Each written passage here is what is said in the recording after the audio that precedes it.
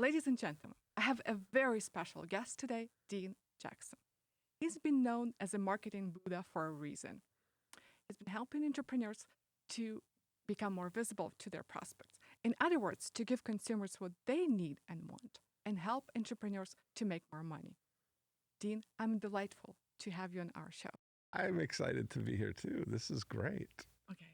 I don't know anyone who wouldn't want to be successful, right? But not all of us know, like, when do you know that you're successful? And then I know you have created, among of all other things that you have created a formula.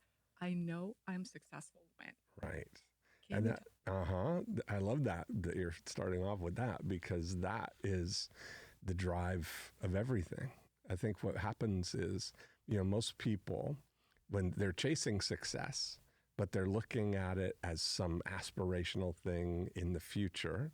And over 20 years ago now, 1999, I went through a process of deciding and really discovering, how will I know that I'm being successful? And those are the key words there, that being successful, because being, you can only be in the present moment, right? And so that was kind of an eye-opener for me, that when we're kind of future-oriented and looking at aspirational, so many times if you ask people to describe what would it mean to be successful, they'd say some benchmark, like, well, I'd have $1 million, or I'd have this house, or I'd be driving this car, or all kind of things that are, targets in the future, but not about the experience of being successful. So my thought, and I worked on this with Thomas Leonard, was to really kind of go ahead and by filling out that statement, I know I'm being successful when, and having 10 ways that I would define success for me, that created this amazing benchmark for my life. Should I share a couple of them? I would love that. I know why you're so happy all the time, because you live in the present moment. Right. And then that's what creates. So would you please share that? Yeah, of course. So my first one is that I know I'm being successful when I can wake up every day and say, what would I like to do today? So for me, you can tell that my number one criteria for being successful is time freedom. Is just having the ability to direct my time to do whatever I want to do. So that means that, I'm very guarded with my time of how I want to spend my time, because I only do the things that I want to do. Then my second is that I know I'm being successful when my passive revenue exceeds my lifestyle needs. So, yeah, now that a lot of times there's a real temptation in when people start making money or start aspiring for things to kind of live into it, where they kind of go and get all the things, and then they're a slave to them because now they've got to pay for all of these things, right? And so I made this choice kind of early on that I would lead with revenue and live in a way that I'm coming from a position of financial freedom in a way that I'm not tied into having to make all this money to pay for all of the things that I have. And then the third one, that these are the top three that kind of just guide everything, are that I know I'm being successful when I'm working on projects I'm excited about and doing my very best work. And so those things, because a lot of times if you take those two, if you have time freedom and financial freedom, that often, that can lead to a thought, well, what would I do with my time? And it's not about being idle or not doing anything. It's, I think there's joy in working, in working on projects that have an end, and that allow me to do my very best work. So I love that all three of those statements were absolutely true and resonated with me in 1999. And in 2022, they haven't changed in terms of they're still the things in the way that I define success for me. And that's the thing, it's all part of, we had this, that was in the context of creating a program called A Perfect Life with Thomas. And, the thing about it is that it is a perfect life, not the perfect life. We're not dictating to people like this is the way your life has to be successful. Right. A perfect life is an individual thing, and there's 7 billion versions of it, and everybody has one. Yeah. Mm-hmm. That's awesome. I love that, and I think that's what creates us and help us to be happy in the life. Because otherwise, like we get catch up of either thinking about past or thinking about future. But so like often we don't live life in the present moment. And then knowing when you are successful, actually spending time thinking about that.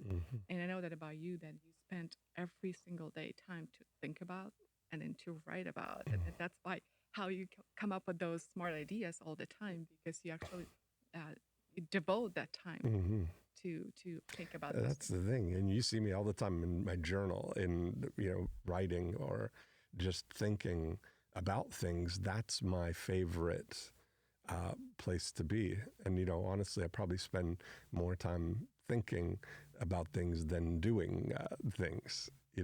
Right, but it's often like leads to the key things instead of doing so many things and then just hit one goal. But when you think about, then you are more clear what to do. Then you don't have to do any extra movements in order to get what you need That's to right. get. It's very efficient. That's exactly right. Right. I know your favorite thing is marketing. And then I often look at the, when I just started thinking about and learning about marketing, because I love business since probably I was born, I just love businesses. And then I was thinking like, why Coca-Cola always advertising? Like everyone knows what is Coca-Cola is. And I just like recently heard that Apple spent in the early years, they spent $1.2 billion on marketing. Is that right? Yes. And it's just like a crazy number. So why do you think marketing is important? Well, I think when you do it right, when you've got, it has to start out with having something that would be what I call a dream come true for somebody, right? Like that's where it has to start. Like the reason Apple is so successful and the reason Coca-Cola is so successful is fundamentally the products are great, right? Like people love Coca-Cola. They love Apple products. If the product wasn't great, no amount of marketing is going to change that, right? So it's really just about getting the word out to, let everybody know. Or Richard Branson always said that, when you got to have something you believe in so much that you would get up on the mountaintop and scream about it. That's really the thing that you're looking for. But I'm a big believer in accountable marketing, meaning marketing with a purpose. That you're not just shouting your name out there, that you're doing it in a way that turns invisible prospects into visible prospects and then bonds with them and establishes a brand, and that's kind of what, do you want me to talk about that a little bit, about the brand idea? Yes. Okay, because people always are confused by that, of what's a brand. And I've really put a lot of thought into it. Like, why is it that people say, Budweiser as the king of beers, nobody has a more recognizable brand than Budweiser or Coca-Cola. And as a business, small business, people kind of look at that as they try and do what those companies do to build those brands. And they don't take into consideration that it's just, it's been years and years and years. They've established a brand in people's minds.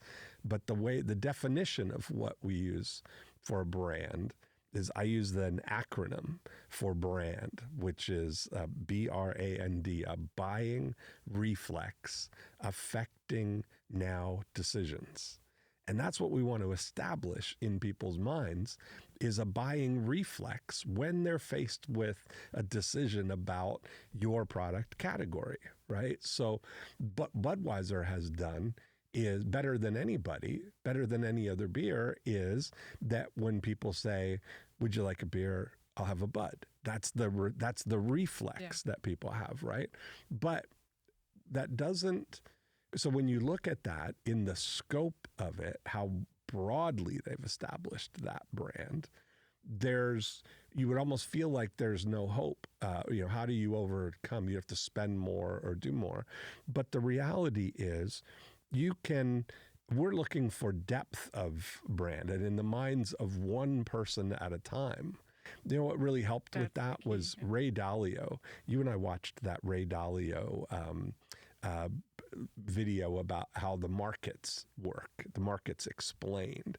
And what he described was the size of any market is just a aggregate of all of the microtransactions that happen. So Budweiser's scope of their brand is just made up of the number of times that somebody says, would you like a beer? And people say, I'll have a Bud.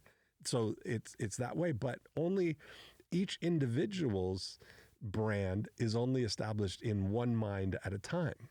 So I thought about it that if you look at, I know that, let's say in Puxatawny, Pennsylvania, that I imagine if you go into a micro brew in Puxatawny, that there's probably a beer called a Puxatawny Pale Ale. And if there isn't, there should be. But if there, every town has a micro brew kind of thing. And many people there, their buying reflex when asked if you'd like a beer would be, yes, give me a Puxatawny Pale. And so they've established that brand. It's all you need to do is really establish it one at a time, one mind at a time, and then keep going. That's really what it is, So that gives you hope that you can scale a brand, but you have to do it one mind at a time. I love that. It's basically like, what do you want to be known for, right? That's right. That's it. Awesome. I love it. So tell me, how did you fall in love with marketing? I know I heard, I actually discovered about you from your friend Joe Polish and I Love Marketing podcast. And I know you've been doing a lot of other podcasts like just Last Cheers and Whiskers and Joy or Procrastination and other things. How actually what was the main thing that leads you to become and pursue a marketing as a career? Yeah. So I fell in love with marketing. Well, it was a progression because I fell in love with, first of all, what Dan Sullivan would call the results economy, where I had a job one time. My friend Neil and I got jobs at the bowling alley on the same day. And this was, we were, I think 14 years old. This is when that's how old you had to be to get a job. And we both got jobs at the bowling alley. And the job paid $2.50 an hour. That was minimum wage then. And I remember working the first 2 weeks. I only had the job for 2 weeks. So the first 2 weeks I worked all day on Saturday, and I worked 2 evenings during the week. And then when I got my first paycheck, I realized, okay, they took out now all of these deductions from that. So the $2.50 an hour that you're getting wasn't $2.50. And it was and I realized really early on, Saturday was a busy day at the bowling alley. And it wasn't, working at the bowling alley wasn't as fun as hanging out at the bowling alley playing video games on Saturday, which is what I really liked to do. And I had a paper route at the same time. And one of the things that they had was an opportunity for us to sell these coupon books door to door. And they'd sell for $3 and we would get $2 of the money from it. We'd give them $1 for the things. And I realized that I could make $15 or $20 an hour going door to door selling these coupon books, which was so much better than going and just sitting there in the bowling alley running around like a chicken with your head cut off, running back to fix things or to get stuff. And so I would, I immediately decided that's a better use of my Saturday. I would go and spend a couple of hours on Saturday morning just selling the coupon booklets door to door. And then I'd go hang out at the bowling alley with cash money that I had from selling Right. these books. And that was such a much better thing. So I never had another job after that. And that was my falling in love with the idea of results. And then as I evolved, I started learning, well, marketing is the thing that will duplicate you. When I started in my real estate career, I had sales experience and had that stuff, but I was cold calling people. And I started realizing, studying direct response marketing. I kind of, discovered Jay Abraham and really fell in love with marketing that way, because once I realized that I could put words on paper and people would call me instead of me having to call them. I could put words on a postcard and mail those postcards. I was, one of the things that I discovered about that was like mailing postcards was the equivalent of instead of me going to knock on 1,000 doors or make 1,000 phone calls to reach 1,000 people, I could put the words on a postcard and mail the postcard to 1,000 people, and they would call me. And so once I discovered that was just like, that was it. I was in love, and I've dedicated my whole life to just continuing to develop that and introduce that to people. I've been an ambassador for Right. marketing. I Mm-hmm. love that. I love that. I see a lot of realtor who actually follow your lead. Like Mm-hmm. they getting so much easier um, to get the listing, to Mm-hmm. like to sell the houses just because they know your formula. And I've been in one of your not many of your events, breakthrough blueprint, Mm-hmm. and your A profit activators. Like I love that formula. Would you mind to share a little bit about that too? Sure.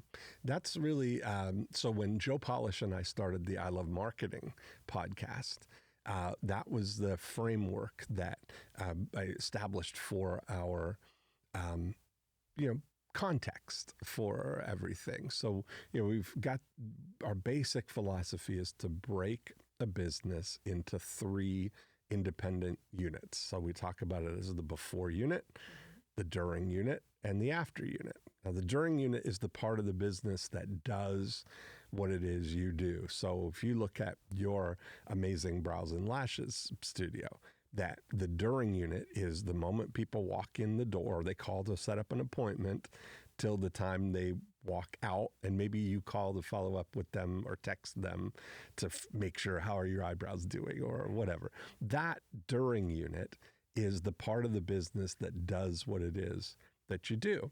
But what we do is kind of now fold that out in the beginning, and we look at the before unit as everything you do to find new people who want to do whatever it is that your business does and nurture a relationship with them, right? We're building this list of prospects like we did with you of having the gift card offer to build a list of ladies who all live within 15 miles of your studio. And the gift of that is that to this day, you still have ladies who every week when you send out an email, come in and book things. Sometimes it's been years since they've been Right. on your list, and they come there. And then the after unit of the business is about nurturing lifetime relationships with the people who know you already and like you and trust you. And so you've got, a lot of people who've come through and continue to come back and refer their friends. And that's really, when we kind of just break it down like that, it makes it easy to identify where we can focus some of the efforts, you know? Right. And I love this process, like to apply into any businesses. It Hmm. always works because you can clearly know exactly what you need to do in order to get clients, right? Hmm. And then I think the 2020 events change a lot how we live life. We become more like how you call this a clownlandia, Cloudlandia, that's right? right. Yeah. Yes. So I'm thinking like, what do you think from your perspective? Like Hmm. what the changes are Yeah. coming in future and how that events change the way we actually approach businesses and the way we get Hmm. clients and the way we live life. Yeah. This is such a great, like Cloudlandia is a real thing.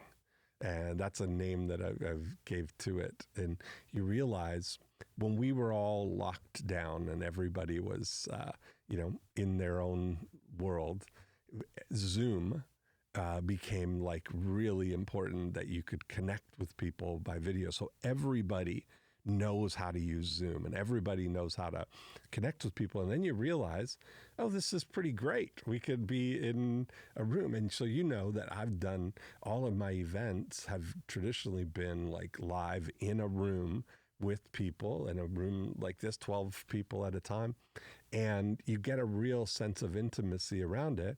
But starting in 2020, we started doing those events in Zoom with 12 people in a Zoom room, and you realize it's the same thing. You know, I do them now. The last one I had somebody from Hawaii on one end of the world, I had someone from Liechtenstein on the other end, and everywhere in between. But we're all in this one spot, and nobody had to leave their house.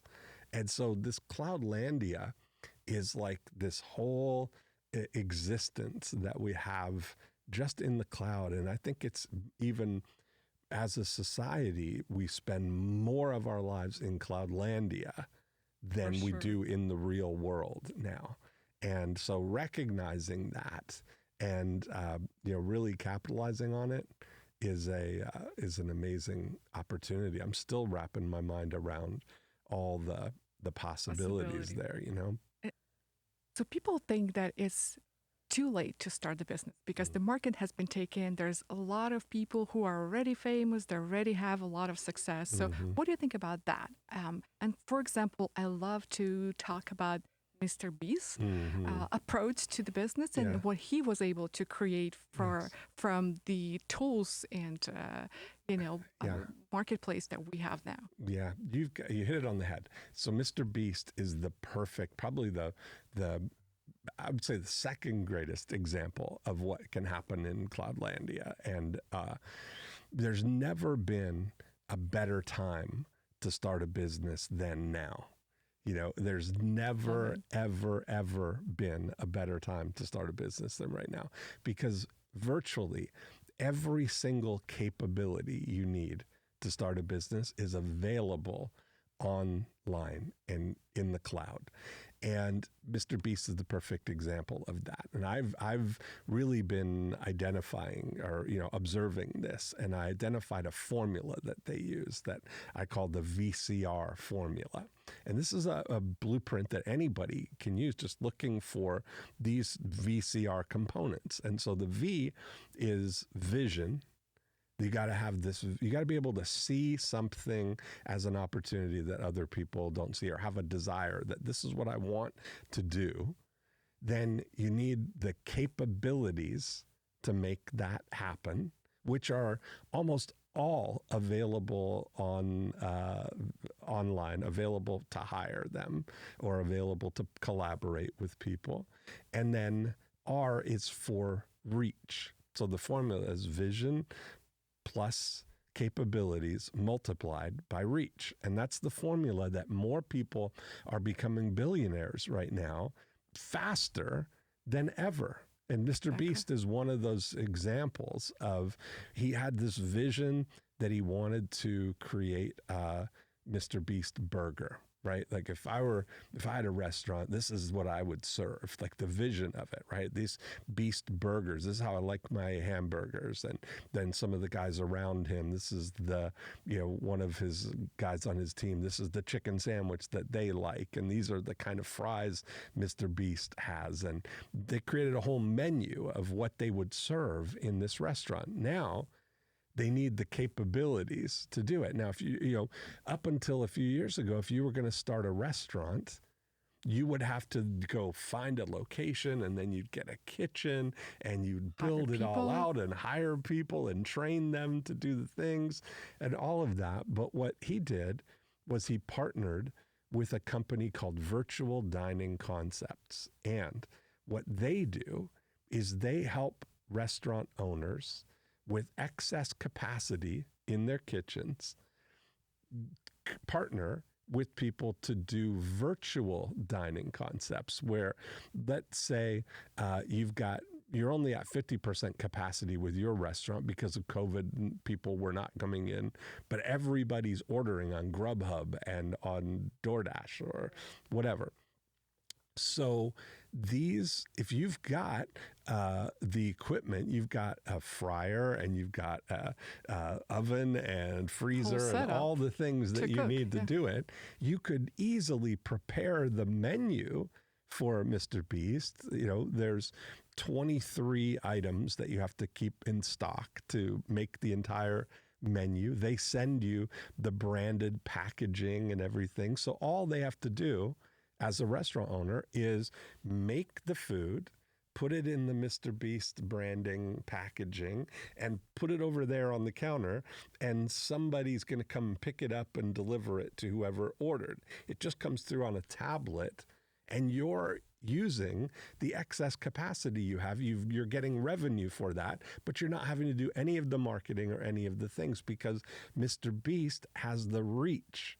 He puts out a video and 50 million people watch his videos. And you say, we've got, Mr. Beast burgers available everywhere. And they opened up 340 restaurants, locations in one day. Just unheard of. It took, I forget how many years it took McDonald's to get to 342, but they opened them all up on the same day. Now they're up over 1,000. Right. There's 1,000 places that prepare and deliver Mr. Beast burgers. But my favorite, the one that's really outstanding in the VCR formula is Kylie Jenner. I was just thinking about to ask about that. Business. Right. Yes. And I just love her approach of having only 7 people in her team that she talks to and having that, that's what I have a vision for. That's your dream. Exactly. Yes. I would love that. I don't have desire to create 100 people team. Right. Because it just become way too hard to manage, and it's very hard to reach the goal that I would love to reach. And then I love her approach just to having 7 people in her team that she talks to, and then the rest is handle it. Yes. So, yes. Tell you about that. So that was where that was one of the things that led me to that formula as well, like looking at all these data points. So she, in a very short period of time, went from 0 to a billionaire. And she doesn't make anything, right? Like her team is 100% visionary. She sits in a boardroom with her furry chairs and her, amazing cavernous office with nobody in it, 7 people on her full-time team. And they just make up the vision for what they want. Her lip kits and the colors and the names of the colors and what we want the packaging to look like and all of this visionary stuff. Then they partner for all of the capabilities with a company called Seed Labs, and they make all of it. I mean, there's an amazing video. If you watch the ColourPop factory tour, that's the factory that makes all of Kylie's stuff, but it's amazing. 200,000 square feet, all under one roof, and they make everything. And there's hundreds of people that work there to make that all possible while Kylie's sitting in her office with her 7 people. And then her responsibility is the reach. She's got 100+ million social media followers. She tells them the new lip kits are out and the internet breaks. That's really what happens. So if you look at that and you start to see it happening, well, people think, okay, well, that's possible for somebody like Kylie, who's already got 100 million, and Mr. Beast, who's got more subscribers than anybody. But that doesn't explain something like the Bridgerton musical, which, you look at it now, that the Bridgerton, there was that show on Netflix that was very popular. And these two young girls, one of them specifically had the initial vision. She did a TikTok video that said, what if Bridgerton was a musical? And she composed a song about one of the scenes in the Bridgerton show, and everybody loved it. And she partnered up with with Emily Barlow, and they created over the next 15 weeks a full musical album for the Bridgerton musical. They released it. They performed it at Royal Albert Hall in London, got nominated for and won a Grammy, and nobody had ever heard of them. So when you look at that as an opportunity, it's like TikTok and Cloudlandia are really a meritocracy where the best has an opportunity to shine with no gatekeepers. Exactly. That's what I mean. So, sorry, one sec.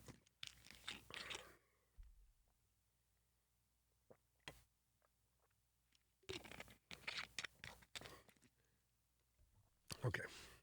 to recap that, like anyone who has 0 followers can build their audience if they have a vision. Like, for example, Mr. Beast, he wants to create the best video ever. And that's his mindset. That's how he works. And I'm sure like those people who create something, they had a vision. So if you have a vision of something that you want to create, and then if you try and test it and build the audience, so you can reach millions of people and you can have whatever you want. That's exactly right. And it can happen quickly, Because of Cloudlandia. Because of Cloudlandia. I mean, so many examples. Lil Nas X, another perfect example, Old Town Road. Yeah. That he's living in his grandmother's house, sleeping on her couch, dropped out of college, recorded Old Town Road in her closet where he had created this little recording studio, and became the longest running #1 song in the history of the Billboard charts. 20-year-old kid who nobody had ever heard of. It's like there's so much opportunity right now. It's like the fast pass. Absolutely. And then like every information possible is out there. Like you can search for anything, like how to drink this water. And it's going to be like for every single brand, like for every TV, if you need to turn the on or off.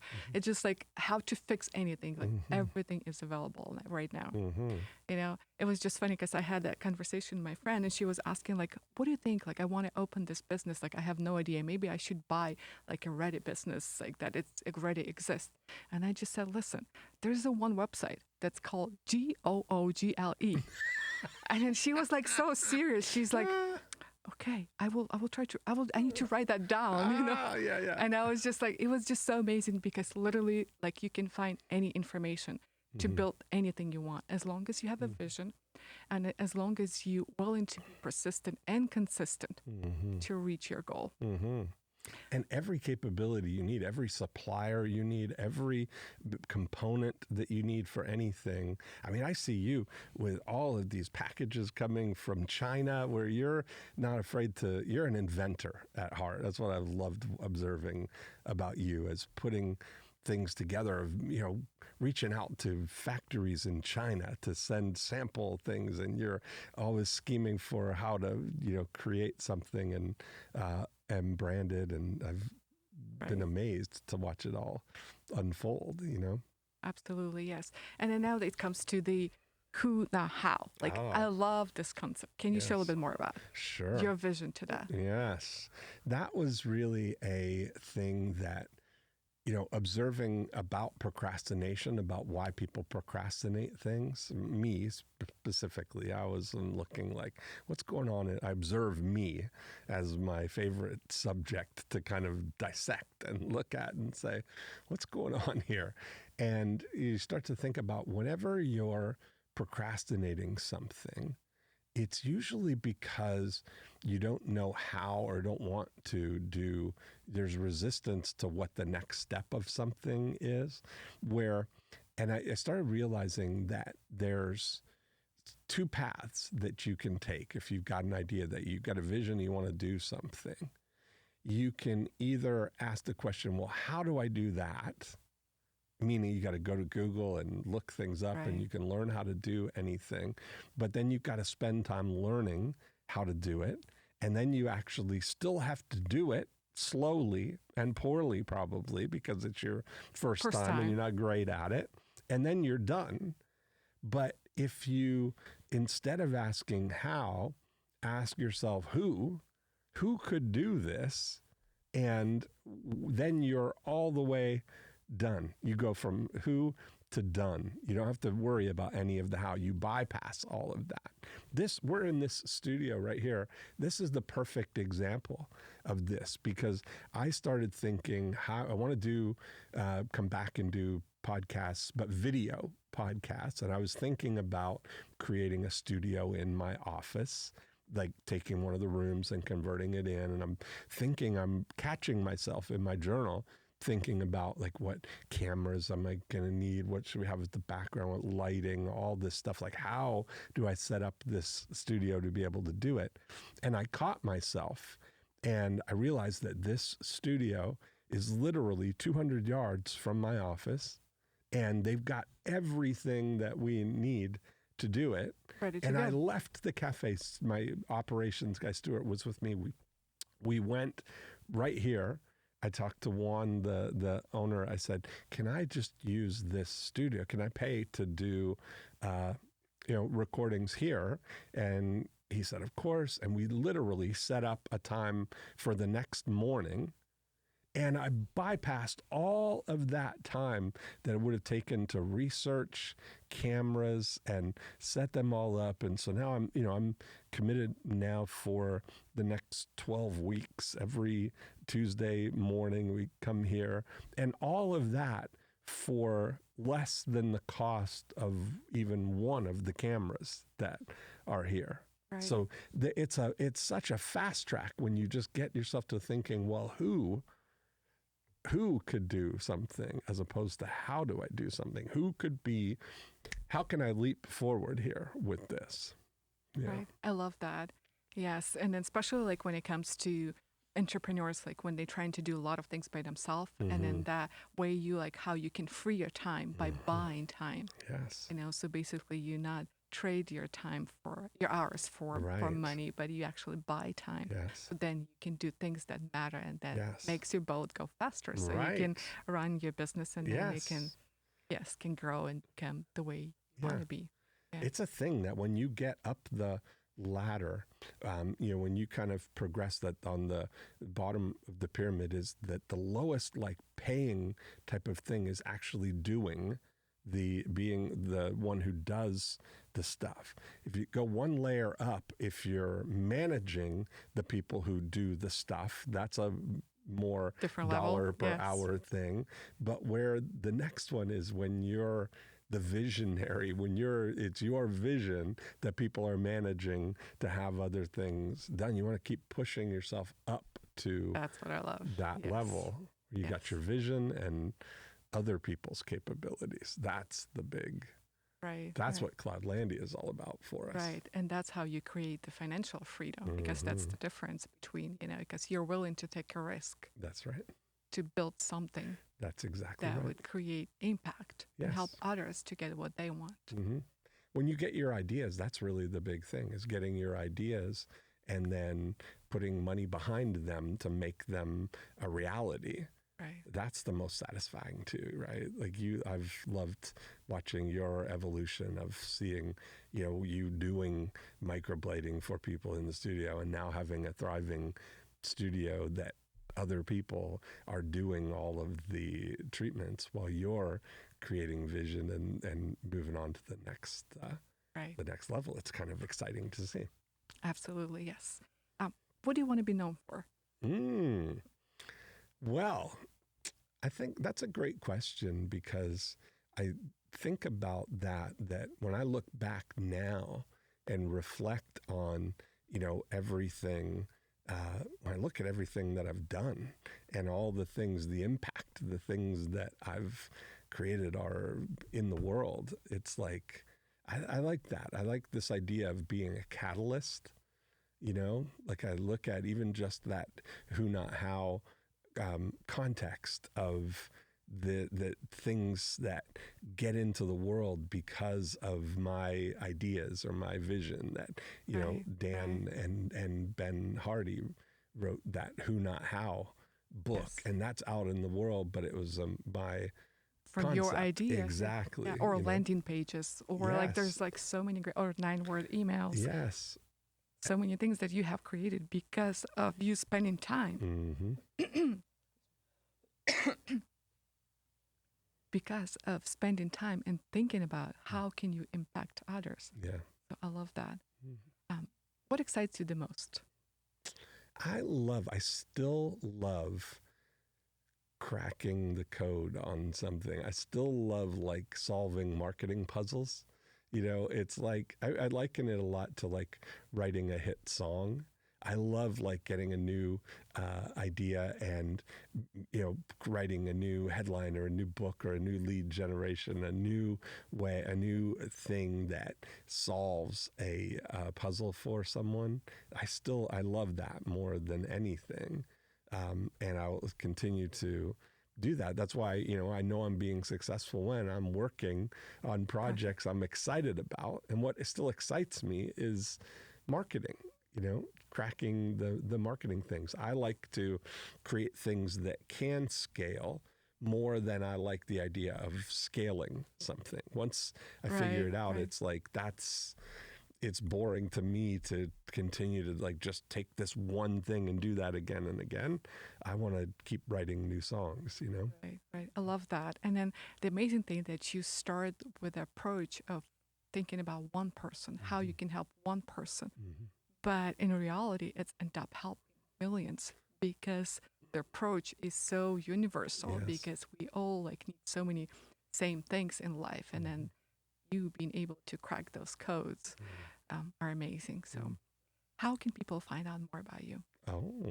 So probably the easiest thing is deanjackson.com is where everything that I do. The easiest thing is for somebody to just get on in my world. So I've got a book that people can download at deanjackson.com. Kind of goes through the whole framework that we talked about with the 8 profit activators. And I send great emails to people. I do great podcasts that all are very, helpful. So that's the best place to start, to go from there. Awesome. And I'll also add that I Love Marketing Podcast is the great way. Absolutely. 90 Minutes book is amazing way to get known for your prospects and then identify your right prospects that will actually come to you instead of you have to reaching for them, right? Less cheese, more whiskers. That's amazing. More cheese, less whiskers. Okay. Yes. Yes. Yes, and just amazing things that you have created, and I'm very proud. So thank you so much for being on our show This and is share delightful. your Thank wisdom. you so much. Thank you. That's awesome. Thank you.